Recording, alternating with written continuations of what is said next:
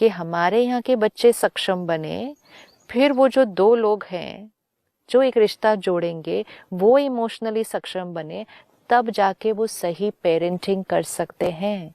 इसका फोकस कौन सी एज से स्टार्ट करना चाहिए था? तो चलो, अगर अभी नहीं भी स्टार्ट हुआ पहले, now when you are at this age कि आप एक रिश्ता जोड़ने आगे जा रहे हैं, सारी चीज़ों के साथ साथ अपनी इमोशनल हेल्थ को चेक करें। एडजस्ट करने की पावर है, एक्सेप्ट करने की पावर है, सहन करने की पावर है, क्षमा करने की शक्ति है, पुरानी बातों को ख़त्म करने की ताकत है। अगर नहीं है तो पहले उनको डेवलप करें। ये भी एक पावर है जिसको डेवलप करना है। ये भी एक वे ऑफ थिंकिंग है जिसको डेवलप करना है। क्योंकि इसको डेवलप करे बिना अगर दो लोग एक रिश्ते में आ रहे हैं तो फिर छोटी छोटी कॉन्फ्लिक्ट्स आना। तो कब कौन किसको क्या सिखाए? अब देखिए, मेरी तो उम्र चलेगी ये सीखने की। हाँ। अब मेरे बच्चे की भी उम्र इसकी हो गई है। अब उनके बच्चों को सिखाएगा कौन? अब मैं जाके उनको बोलूँ ग्रैंड चिल्ड्रन को, तो पेरेंट्स थोड़ी मानेंगे। धीरे धीरे धीरे we have to initiate this into our families, चाहे हम कोई भी फेज ऑफ लाइफ में हो। It should be started only in school. बच्चे जब स्कूल में जाते तब से इस तरह का सब्जेक्ट हो। क्योंकि आपसे बात करके मुझे ये चीज़ इतनी इम्पोर्टेंट लग रही है लाइफ में। I think this is the most important thing. ये छोड़ के अब जैसे हमारी फैमिली में बात होती है, बच्चे को, अभी बच्चा 2 साल का है, उसको हार्वर्ड में पढ़ाएंगे। अरे बाप रे बाप, कहाँ कहाँ तक पहुँच जाते हैं। अब आप ये देखिए कि 2-3 साल के बच्चे के लिए भी पेरेंट किस पर्सपेक्टिव से सोच रहे हैं। इंटेंशन बहुत अच्छी है। इंटेंशन क्या है कि हमारे बच्चे के लिए अच्छा हो, हमारे बच्चे के लिए सही हो, हमारा बच्चा आगे जीवन में सफलता को प्राप्त करे, वो जीवन में बहुत आगे जाए। इंटेंशन सारी अच्छी है। ये इंटेंशन तो आपने देख ली। हाँ। मैं कई फैमिलीज में, रिश्तेदारों में ये देखा, माँ को बच्चों को बोलते हुए कि वो अपना खिलौना लाया ग्रुप में तो लड़ाई हो गई, तो वो उसको बोलती है इसको छुपा के आओ। हाँ। तो ऐसे तुम शेयरिंग सिखाओ ना इसको। भाई शेयर करो, टूट के तो और लेंगे, सिखाओ। इंस्टेड ऑफ सेइंग इसको तो अपने लिए अपने रूम में छुपा के लाओ, दूसरा के लाओ। वो पेरेंट क्यों नहीं अपने बच्चे को शेयरिंग सिखा पा रहा? I don't know. क्योंकि उनको नहीं सिखाया गया कि उसके पेरेंट ने उसको शेयरिंग नहीं सिखाया था। वो बच्चा आगे जाके शादी हुई, आगे उसका बच्चा आया, लेकिन शेयरिंग वो उसको भी नहीं सिखा रहा। तो सबसे इम्पोर्टेंट चीज हम वर्षे में जेनरेशन टू जेनरेशन क्या पास कर रहे हैं? रॉन्ग हम संस्कार पास करते हैं। हाँ, तो रॉन्ग संस्कार ही हो गया ना। तो इसलिए उस पर फोकस करना चाहिए ना। हम फोकस सारा किस पर कर रहे हैं? वेल्थ हम पास कर रहे हैं, प्रॉपर्टी हम पास कर रहे हैं, संस्कार जो हम पास कर रहे हैं। तो इसलिए पेरेंटिंग की फर्स्ट स्टेज है कि हर एक को पहले अपने संस्कारों की चेकिंग करनी है। ये दो सोल्स जो एक रिश्ते में जुड़ने वाले हैं, ये दो सोल्स भी पहले मिल चुके हैं। ओके, ये नहीं सोचा था मैंने। अब जो हस्बैंड एंड वाइफ बनने वाले हैं, ये पहले मिल चुके हैं। तो कार्मिक अकाउंट पहले एक कैरी फॉरवर्ड है। कैरी फॉरवर्ड है ना? तो ये कैरी फॉरवर्ड है। इसीलिए पंडित जी क्या कहते हैं, ये साथ तो जन्म जन्म का है, क्योंकि स्ट्रॉन्ग कार्मिक अकाउंट है ना। Husband and wife is one of the most strong कार्मिक अकाउंट्स। तो वो कार्मिक अकाउंट आपका कैरी फॉरवर्ड है पास्ट का। अब इस कार्मिक अकाउंट में पास्ट में कुछ बहुत अच्छी भी बातें आई होंगी, हो सकता है किसी के साथ कुछ थोड़ी दूसरी भी बात आई हो, दोनों सामने आने वाली हैं अभी। इसीलिए हम प्रेजेंट कार्मिक अकाउंट में जुड़े हैं। तो बातें आएंगी, लेकिन इस कार्मिक अकाउंट को एक बहुत सुंदर डायरेक्शन में आगे लेके जाने के लिए मुझे अपनी सोच, शब्द और कर्म पर अटेंशन देना सीखना चाहिए पहले। सही बात है ना? So now if we are at this age वे वी आर प्लानिंग कि अब हमारी एक नया रिश्ता शुरू होगा, तो जब आप सारी तैयारियां कर रहे हैं उस नए रिश्ते के लिए, आप देखो तैयारियां कितनी होती हैं एक नए रिश्ते के लिए। लोग अपना घर रेनोवेट करते हैं कि घर नया हो, अभी शादी होने वाली है, एक नया रिश्ता जुड़ने वाला पूरे है, घर में पेंटिंग हो रही है, ठीक है, चादरें पर्दे कितना बदले कुछ हो जा रहा रहे है, हैं, कितनी सोफा सेट के सारी कवर्स, तैयारियां हो रही हैं, मिठाइयाँ, हो रही हैं, हलवाई, दूसरों को क्या बांटना है ये हो रहा है, कार्ड की photography, selection. Videography, everything, absolutely everything outside is taken care of. Just कभी हम साक्षी होकर 5 मिनट भी अगर बैठ के देखें कि दो लोगों के बीच रिश्ता जुड़ रहा है, हम कितनी चीजों का बाहर ध्यान रख रहे हैं। एंड अब हम देखते हैं कि जो चीजों जिनका हम बाहर ध्यान रखते हैं वो और ज्यादा बढ़ती जा रही हैं, जो पहले नहीं होती थी अब है। लेकिन इतनी सारी चीजें ध्यान रखते हुए हम इस चीज का ध्यान रखना शुरू करें तो ये दो सोल्स इस रिश्ते में जुड़ने से पहले अपने जीवन के अंदर स्पिरिचुअल स्टडी, मेडिटेशन, इन डायमेंशंस को लेकर आए हैं, विच मीन्स अपने आप को उस रिश्ते के लिए और उस नए परिवार में सेट होने के लिए अपने आप को इमोशनली सक्षम बनाए। इन चीजों को सीखने के लिए, एब्जॉर्ब करने के लिए, इनकी इम्पोर्टेंस जानने के लिए, इसमें भी तो फिर एक इंटेलिजेंस या विजडम, एक चाहत चाहिए ना। जैसे मुझे एक्टर बनने का इतना शौक था, इस अच्छा पेरेंट बनना, अच्छा पति या अच्छी पत्नी बनने के लिए भी तो एक डिजायर चाहिए ना पीछे। सिंपल तरह से देखते हैं, लेट्स से आज हम देख रहे हैं कि समाज में कुछ बीमारियां बढ़ गई है ना, तो हम स्टैटिस्टिक्स देखते हैं, ये इलनेस इतने परसेंटेज पे पहुंच गई, ये इलनेस इतने परसेंट, तो लोग हेल्थ का ध्यान रख रहे हैं। वो अपनी लाइफस्टाइल में, not everybody but a huge population, काफी लोग अभी समंदर हमारे बीच के पास सुबह वॉकिंग पे दिखते हैं, तो हेल्थ का ध्यान रख रहे हैं। क्यों हेल्थ का ध्यान रख रहे हैं? अभी उनको कोई बीमारी नहीं है, लेकिन वो ये देख रहे हैं कि हेल्थ का ध्यान न रखने के कारण we are on the verge of a disease. हो रहा है ये, तो हम अपनी हेल्थ का ध्यान पहले से ही रख रहे हैं ताकि वो बीमारियां जो बहुत ज्यादा फैल चुकी हैं, हम उस बीमारियों से बच जाएं। यहाँ मैं रोकूंगा आपको। मेरे दोस्त को एक बीमारी हुई, उसने उसकी वजह से ये सब किया, तो वो तो बीमारी बड़ी बुरी चीज़ है, वो वाली बहुत तकलीफ देती है। तो मैं क्या करता हूँ, उसको देख के मैं अपनी हेल्थ का ख्याल रखता हूँ ताकि ये मुझे ना हो। लेकिन शादी में ऐसा नहीं है, वो मुझे छोड़ गई वो बोलता है, वो मुझे छोड़ गया ये बोलते, वो खराब था, ये खराब था, ये खराब था।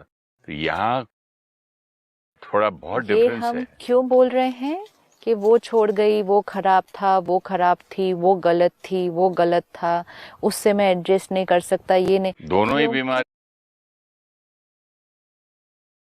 क्योंकि उस रिश्ते में जुड़ने से पहले या जुड़ते ही या जुड़ते हुए हम अपनी इमोशनल हेल्थ का ध्यान नहीं रख रहे। एक्सेप्ट ना कर पाना, छोटी छोटी बातों को लंबा पकड़ के रखना, भूल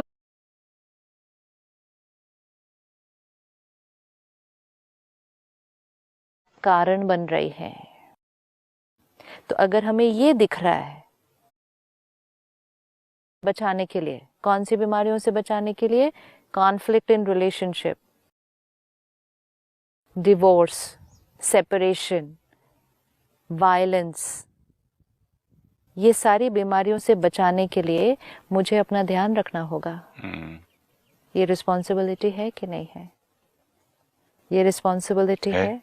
दो लोग रिश्ते में जुड़ने वाले हैं, बाहर सारी तैयारी कर रहे हैं, लेकिन इस रिश्ते को स्ट्रॉन्ग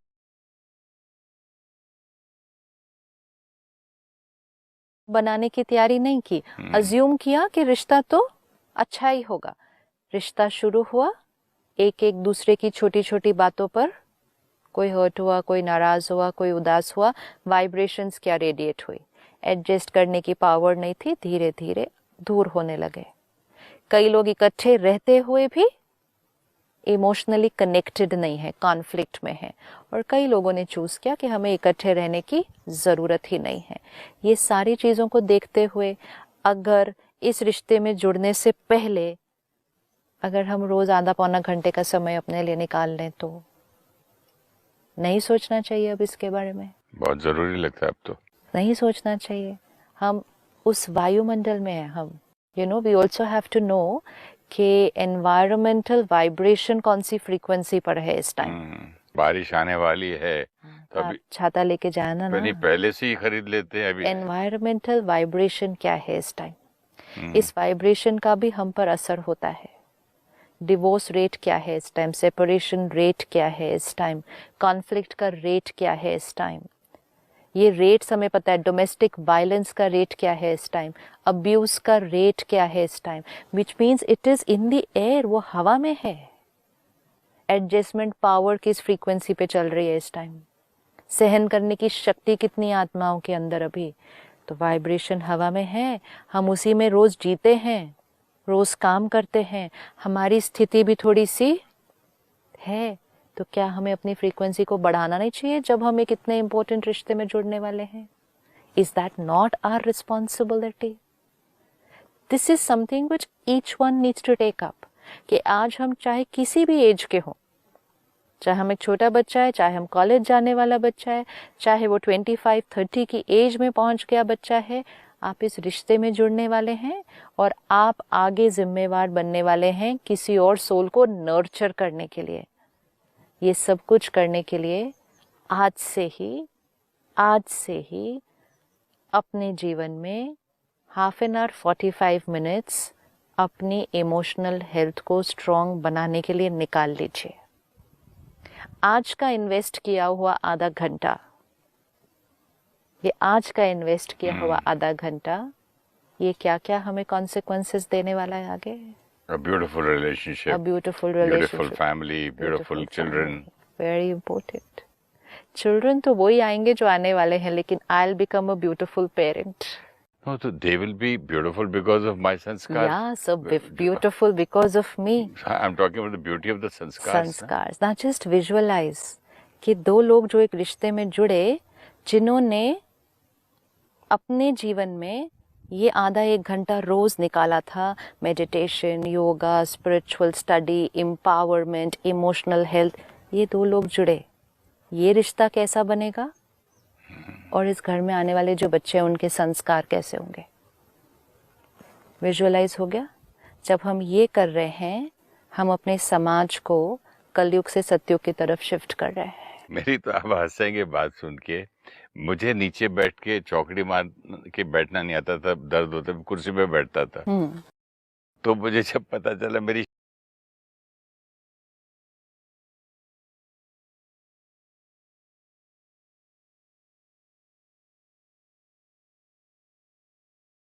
शादी होने वाली है, तो मैंने बोला यार मैं शादी में तो फिर पंडित जी फेरे तक तो मेरी जान निकल जाएगी, और डेली उसकी तक प्रैक्टिस की मैंने।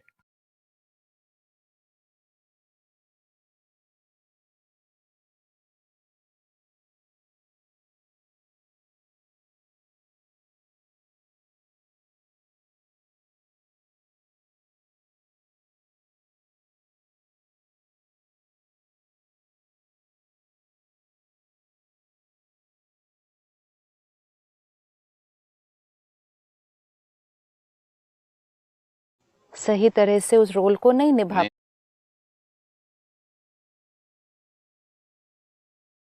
पाएंगे, तो हमने प्रिपेयर किया। अब देखो ये कितनी सुंदर बात है जो आपने कही कि शादी के रिचुअल के लिए, वो कितनी देर का रिचुअल होगा? 1 घंटा तो बैठना ही पड़ता है। हाँ, तो 1 घंटे का सिर्फ रिचुअल है, तो बैठेंगे 1 घंटे, आदमी पागल हो जाएगा। तो लेकिन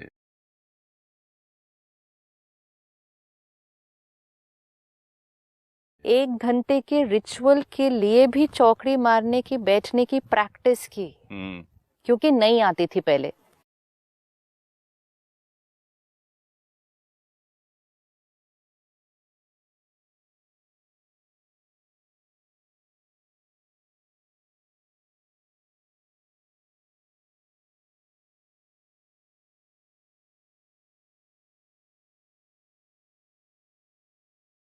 अब अगर चौकड़ी मारने की प्रैक्टिस कर सकते थे, तो एडजस्ट करने की प्रैक्टिस कभी सोचा ही नहीं था।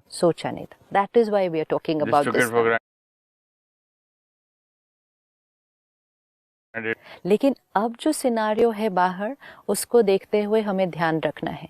इवन अगर हमें लगे कि नहीं, मेरे संस्कार तो ठीक है, I get along with people very well, सामने वाला कौन से संस्कारों के साथ आ रहा है हमें नहीं पता, तो हमें अपनी फ्रीक्वेंसी को कहाँ रखना है। ऑनेस्टली तो मुझे अपने खुद के संस्कारों का नहीं पता था कि मेरे में ये बुरा है ये अच्छा है, नहीं मालूम था मैं कि हमारे संस्कार कौन से, ये नहीं मालूम था। नहीं, आई वाज थिंकिंग कि मैं बहुत ठीक हूँ, एकदम नॉर्मल हूँ। हाँ, लोग बोलते थे कभी कभी तुमने कितना रूडली उसको बोला, मतलब पागल है, मैं तो इतना प्यार से बोला। हाँ, आई वाज अनअवेयर। हाँ।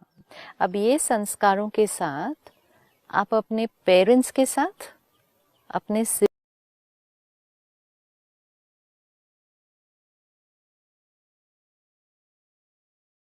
सिबलिंग्स के साथ, अपने फ्रेंड्स के साथ भी स्कूल में हो जाता है एक्सेप्टेड।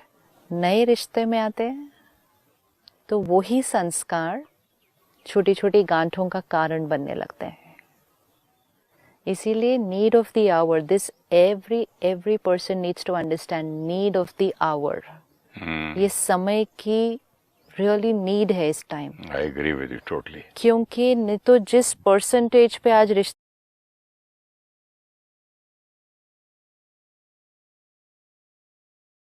बिखरते हुए दिखाई दे रहे हैं, उसका बहुत ज्यादा असर बच्चों पर पड़ रहा है। अच्छा, रिश्ते अलग नहीं हुए लेकिन इकट्ठे रहते हुए स्ट्रांग नहीं हैं, उसका असर बच्चों पर पड़ रहा है। तो आज हमने अपना ध्यान नहीं रखा, उसका कॉन्सिक्वेंस वो बच्चे और उनकी डेस्टिनी पर पड़ रहा है, उनकी मेंटल हेल्थ तक पर भी उसका असर पड़ रहा है। So this is very very important. So one, हमें अपने लिए समय निकालना शुरू करना पड़ेगा कि half an hour to 1 hour रोज मेरे लिए है मॉर्निंग, इमोशनल हेल्थ को बढ़ाने के लिए, फॉर मेरे जीवन में अब जो जो सीन्स आने वाले हैं, चाहे वो करियर है, चाहे वो फैमिली है, चाहे वो पेरेंटिंग है, ये सारी रिस्पॉन्सिबिलिटीज को, विच मीन इन सारे रोल्स को अच्छे से निभाने के लिए ये मेरी अपनी प्रेपरेशन है। ये भी तो रोल को निभाने के लिए प्रेपरेशन है ना। तो ये प्रेपरेशन मुझे करनी शुरू करनी है। सो एक आधा पौना घंटा रोज अपने लिए निकालें कि मेडिटेशन करनी है। मेडिटेशन सीखें, पहले सीख कर उसको करना शुरू करें। और second, spiritual study. Spiritual study हमें क्या सिखाती है? द वे ऑफ थिंकिंग, सही सोचने का तरीका। हमें सही बोलना, लिखना, पढ़ना, व्यवहार करना, वो सिखाया गया। सही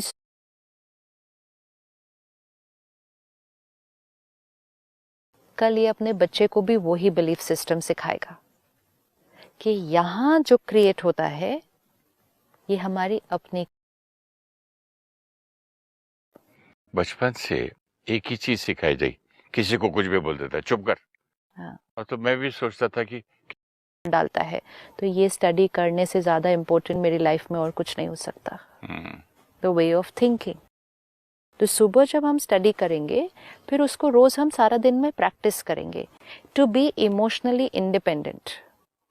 आज देखो, रिश्तों में जुड़ने से पहले people are saying I have to be financially independent, है ना? क्यों? मुझे फाइनेंशियली किसी पर बोझ आधारित नहीं होना। हाँ, बोझ नहीं। I don't want to be dependent. I want to be dependent on anybody. मैं मांगने नहीं जाऊं। फाइनेंशियल इंडिपेंडेंस, फिजिकल इंडिपेंडेंस, मेरे पास घर है, ये है, सब कुछ। I am physically independent, financially independent. Along with that, I have to become emotionally independent. Emotional independence क्या? कि मेरी इमोशंस किसी पर आधारित नहीं है। मैं यहाँ जो सोचूंगी, फील करूंगी, वो किसी के व्यवहार पर डिपेंडेंट नहीं है। जहां मेरे इमोशंस किस पर डिपेंडेंट है? दूसरे के व्यवहार पर डिपेंडेंट है। दूसरे का पैसे पे नहीं होना चाहते, लेकिन दूसरे के always. Thank you so much sister. To give you have to be emotionally rich, emotionally independent of people and situations around you. Wonderful. ये प्रैक्टिस करें रोज कि परिस्थिति का मेरे मन की स्थिति पर असर नहीं। I choose, I create, and वो प्रोग्रामिंग और वो बिलीफ सिस्टम कूट कूट कूट के अपने जीवन का हिस्सा बना ले। जरूर मेहनत करेंगे। Thank you so Om much. Shanti. Om Shanti. Thank you.